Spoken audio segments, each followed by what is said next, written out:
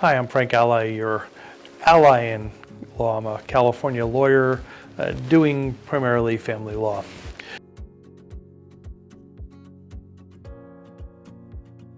Now let's get started.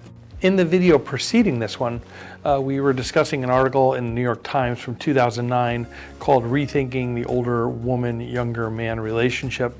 And my intention here is not to disparage relationships that might be a little bit unconventional, but to help you identify potential issues that might arise that you haven't thought about in that type of relationship. For a long time, we've been fed this idea that women should look for a man to take care of her, a man who's more educated, a man who has a better job and more money. The article quotes a professor named Sandra Caron, C-A-R-O-N, who's a professor at the University of Maine. And she says, this might be fine and dandy if you're high school and have this fairy tale Prince Charming, but when you look at adult women, most are self-sufficient and don't have to look for that. So that old model of a dependent woman, dependent on the man, that's becoming very old, and society doesn't generally work that way before. So inherently, there's really nothing wrong with a woman who's 55 having a relationship with a man who's 40. But I want you to look at the outside.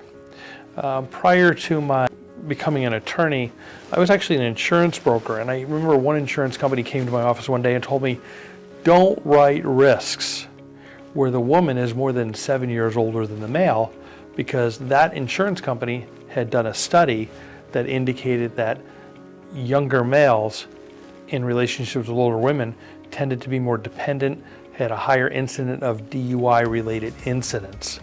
That's not going to happen in every case, and I really want to be careful about saying this, but there is the possibility that you may be being taken advantage of.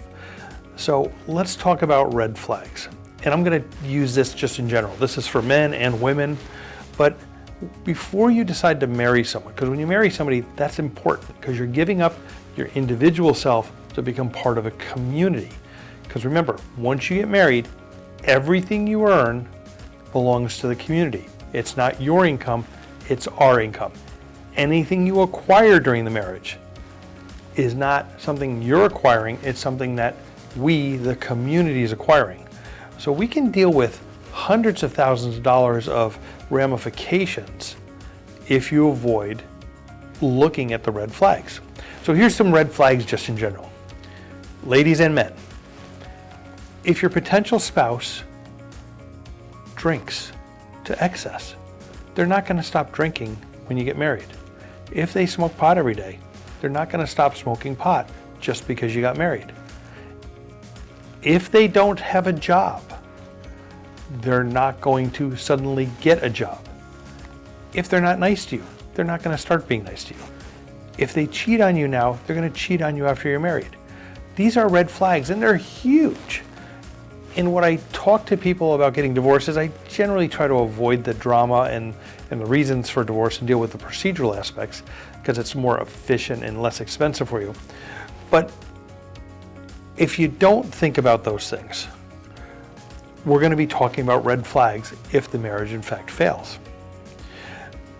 I'm going to talk a little more about some specific things I've seen in the next video. In the meantime, I'm Frank Ally, I'm your ally at law. I'm hoping you're getting some good advice here. Subscribe to the station if you like this, tell your friends, and we'll see you at the next video.